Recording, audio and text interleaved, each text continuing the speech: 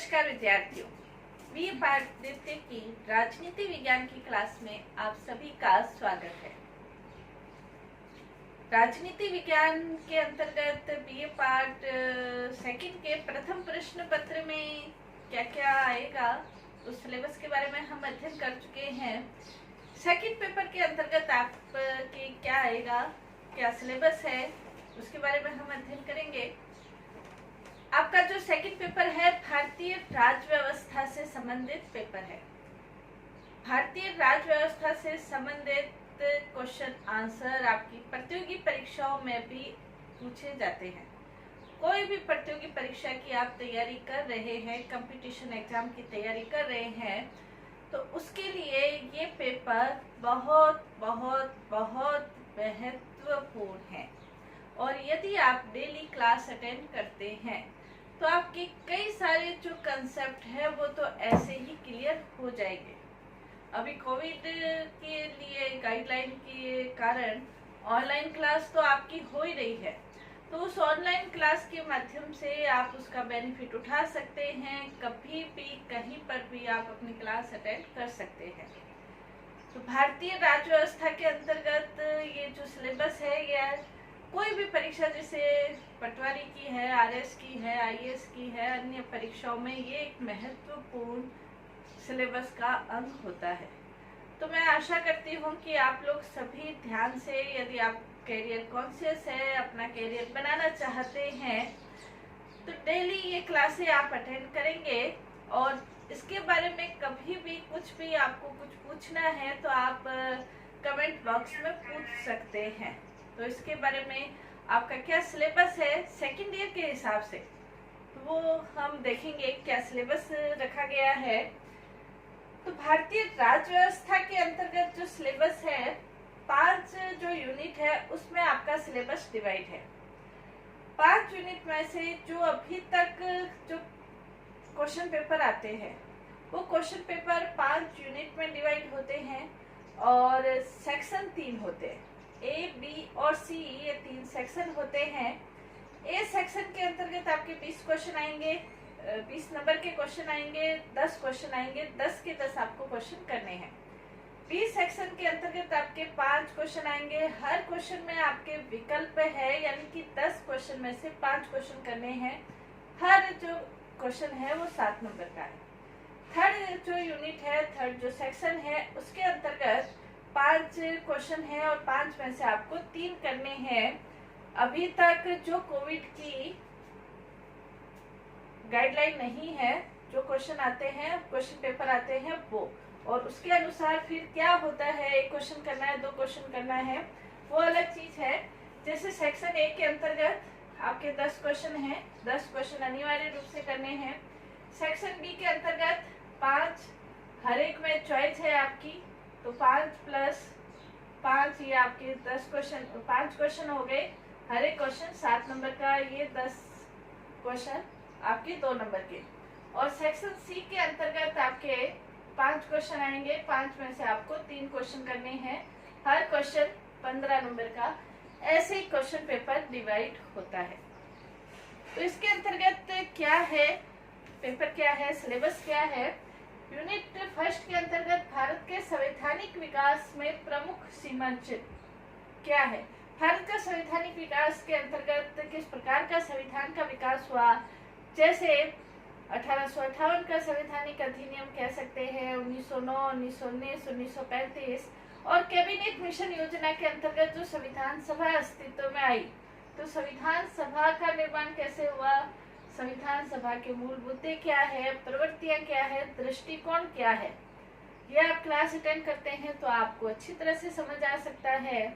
और कई जो क्वेश्चन है वो कंपटीशन एग्जाम के ऐसे ही क्लास अटेंड करते हैं तो क्लियर हो जाते हैं, उनको रटने की आवश्यकता नहीं रहती, हमेशा याद रहते हैं। संविधान की उद्देशिका, प्रस्तावना क्या है, प्रस्तावना में क्या संशोधन किए गए, प्रस्तावना के शब्दों के क्या अर्थ है, ये सब चीजें आप अपनी क्लास में पढ़ेंगे, अच्छी तरह से पढ़ेंगे। संविधान की प्रमुख विशेषताएं क्या है, भारतीय संविधान की प्रमुख विशेषताएं क्या है, उसके बारे में भी हम अध्ययन करेंगे।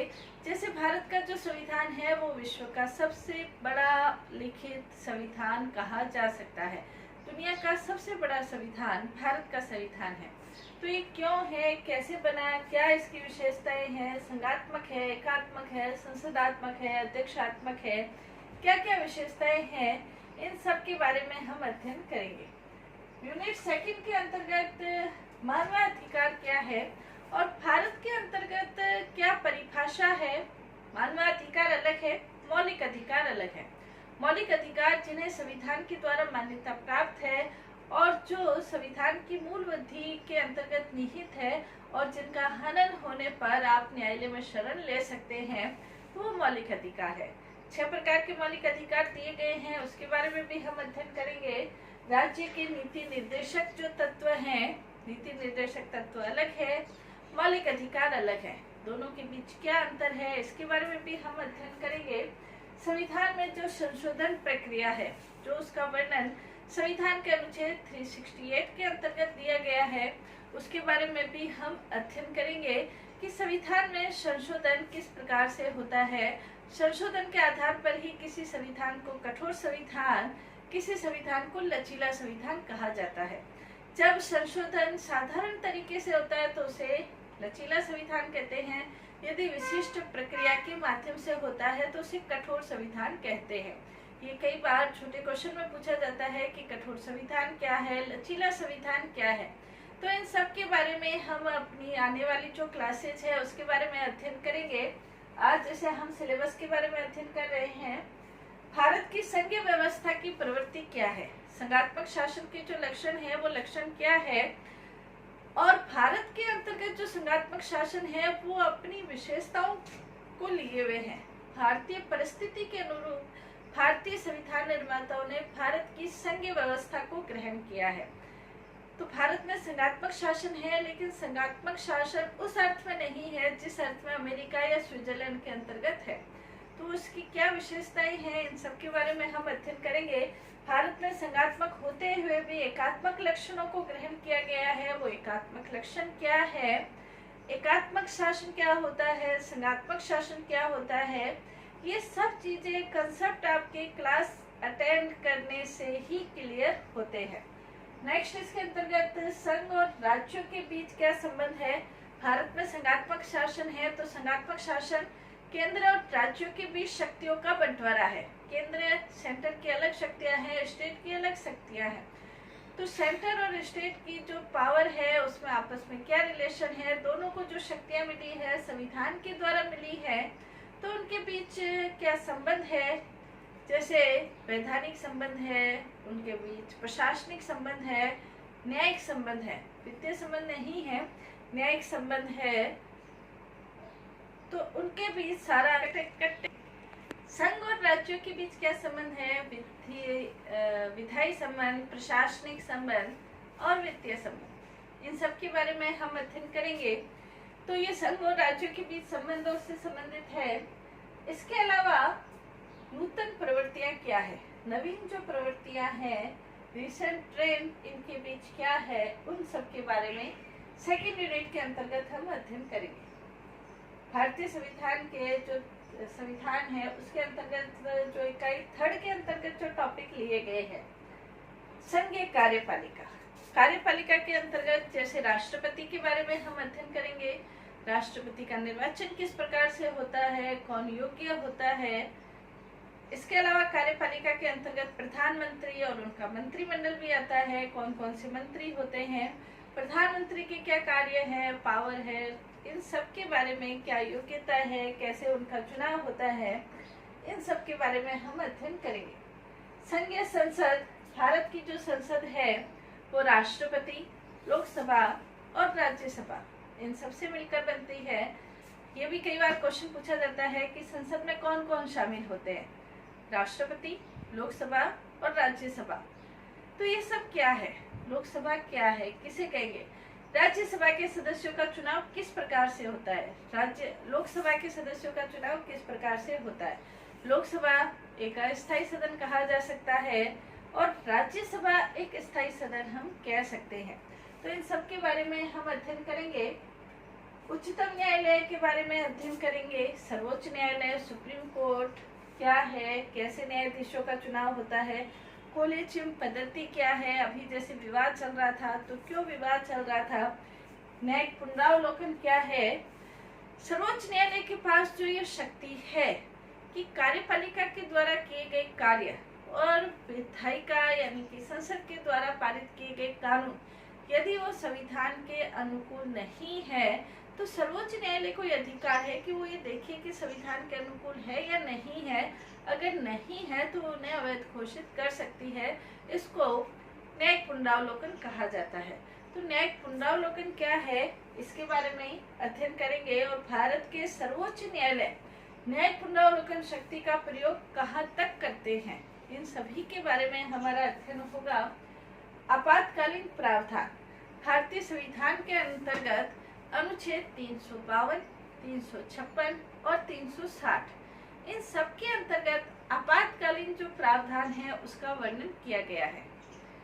जैसे युद्ध, बाहरी आक्रमण, इनके लिए 352 के अंतर्गत आपातकाल लागू होता है। संवैधानिक आपातकाल 356 के अंतर्गत, 356 के अंतर्गत और वित्तीय आपात ये 360 के अंतर्गत। तो ये आपातकाल क्या है और उसमें राज्य की जो शासन व्यवस्था है वो कैसे परिवर्तित हो जाती है, क्या क्या उसमें परिवर्तन होता है, इन सब के बारे में हमारा अध्ययन रहेगा आपातकालीन प्रावधान के अंतर्गत। जो 4th इकाई है वो राज्य प्रशासन से संबंधित इकाई कह सकते हैं। तो इसके अंतर्गत राज्यपाल का पद, राज्यपाल भारत में लोकतंत्र को स्थापित किया गया है, लोकतांत्रिक शासन है, लेकिन राज्यपाल राष्ट्रपति के द्वारा मनोनीत व्यक्ति होता है राज्यों के अंतर्गत। तो ये राज्यपाल क्या है, कैसी व्यवस्थाएं ये चलती है, इन सब के बारे में हम अध्ययन करेंगे। मुख्यमंत्री, उच्च न्यायालय, इन सब के बारे में अध्ययन रहेगा। नेतृत्व की भूमिका क्या है इसके बारे में अध्ययन रहेगा। इसके अलावा गठबंधन की सरकार, जब किसी भी दल को स्पष्ट बहुमत प्राप्त नहीं होता है, तो स्पष्ट बहुमत प्राप्त नहीं होने की स्थिति में जब अनेक प्रकार के दल मिलकर सरकार बनाते हैं तो सरकार को गठबंधन की सरकार कहते हैं। तो भारत के अंतर्गत गठबंधन की सरकार का एक दौर चला था, तो उसके अंतर्गत क्या व्यवस्थाएं थी, क्या गठबंधन की सरकार थी, क्या उससे हानि हुई, कैसी अव्यवस्था, अस्थायित्व उत्पन्न हुआ, उन सब के बारे में हमारा अध्ययन होगा। निर्वाचन की राजनीति, चुनाव कैसे होते हैं, जैसे भारत के अंतर्गत 17 लोकसभा चुनाव हो चुके हैं, तो निर्वाचन की राजनीति क्या रहती है, भारतीय राजनीतिक व्यवस्था के अंतर्गत निर्वाचन के संबंध में किस प्रकार के दोष कहे जा सकते हैं, क्या क्या कमियां रहती है और उन कमियों को सुधारा कैसे जाए, सुधार के लिए क्या उपाय किए जाए। तो इन सब के बारे में जो अध्ययन है वो हमारा होगा निर्वाचन सुधार से संबंधित। इकाई 5 यूनिट 5 जो है वो राष्ट्रीय एकीकरण से संबंधित है। भारत के अंतर्गत विविधताओं भरा देश रहा है। भारत में अनेक प्रकार की भाषाएं बोली जाती है, जातियां हैं, धर्म है, वेशभूषा है, रहन सहन की दृष्टि से भारत में विभिन्नता होते हुए भी एकता है, लेकिन ये एकता कई बार छिन्न भिन्न हो जाती है। इस एकता पर अनेक प्रकार के व्यवधान उत्पन्न होते हैं। तो ऐसे कौन से व्यवधान हैं जो उत्पन्न होते हैं और उनसे क्या नुकसान होता है, राष्ट्रीय एकता खतरे में पड़ती है। तो इन सब के बारे में राष्ट्रीय एकीकरण के संबंध में क्या किया जा सकता है, उसमें क्या बाधाएं उत्पन्न होती है, उन बाधाओं का समाधान कैसे किया जाए, इन सब के बारे में हमारी 5th यूनिट है। राजनीतिक व्यवस्था की प्रमुख जो समस्याएं हैं, जैसे आतंकवाद है, बहुत बड़ी समस्या है।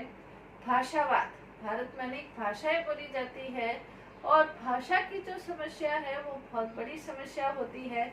इसके कारण कई बार खूनी संघर्ष की स्थिति भी उत्पन्न हो जाती है।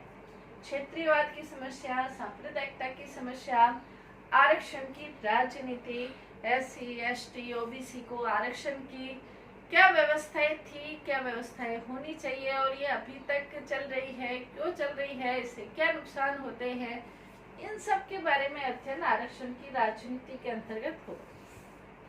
जाति की भूमिका भारतीय राजनीति में हम देखते हैं कि जब भी चुनाव होते हैं जातीय समीकरण हावी हो जाता है।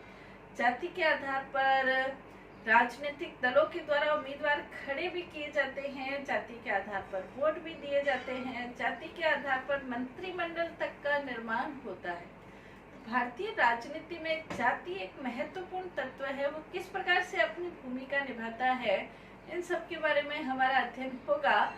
तो आप सभी क्लास जरूर अटेंड करें, और अगर आप अपना कैरियर बनाना चाहते हैं तो ये भारतीय राज्य व्यवस्था से संबंधित आपके कंपटीशन एग्जाम में जरूर क्वेश्चन आते हैं, तो वो क्लास आप अटेंड करते हैं तो आपके ये क्वेश्चन क्लियर होते हैं।